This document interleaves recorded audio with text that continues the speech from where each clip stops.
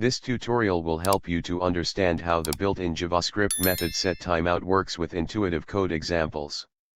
How to use setTimeout in JavaScript. The setTimeout method allows you to execute a piece of code after a certain amount of time has passed. You can think of the method as a way to set a timer to run JavaScript code at a certain time.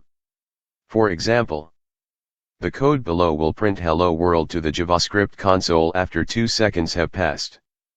The code above will first print setTimeout example to the console, and then print "Hello World" once 2 seconds have passed since the code has been executed by JavaScript.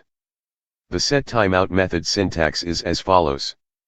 The first parameter of the setTimeout method is a JavaScript function that you want to execute.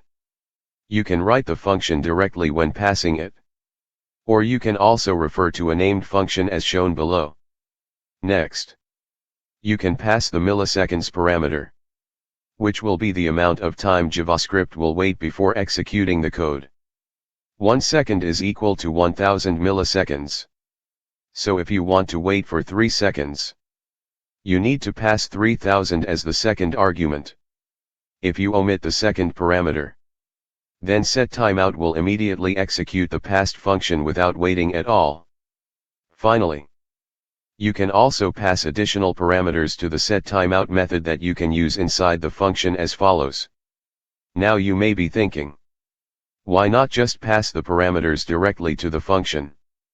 This is because if you pass the parameters directly like this, then JavaScript will immediately execute the function without waiting. Because you're passing a function call and not a function reference as the first parameter. This is why if you need to pass any parameters to the function, you need to pass them from the setTimeout method. But honestly, I never found the need to pass additional parameters to the setTimeout method in my role as a software developer. So don't worry about it, winking face. How to cancel the setTimeout method. You can also prevent the setTimeout method from executing the function by using the clearTimeout method. The clearTimeout method requires the ID returned by setTimeout to know which setTimeout method to cancel. Here's an example of the clearTimeout method in action. If you have multiple setTimeout methods, then you need to save the IDs returned by each method call and then call clearTimeout method as many times as needed to clear them all. Conclusion. The JavaScript setTimeout method is a built-in method that allows you to time the execution of a certain function. You need to pass the amount of time to wait for in milliseconds, which means to wait for 1 second. You need to pass 1000 milliseconds to cancel a setTimeout method from running. You need to use the clearTimeout method, passing the ID value returned when you call the setTimeout method. Thanks for reading this tutorial.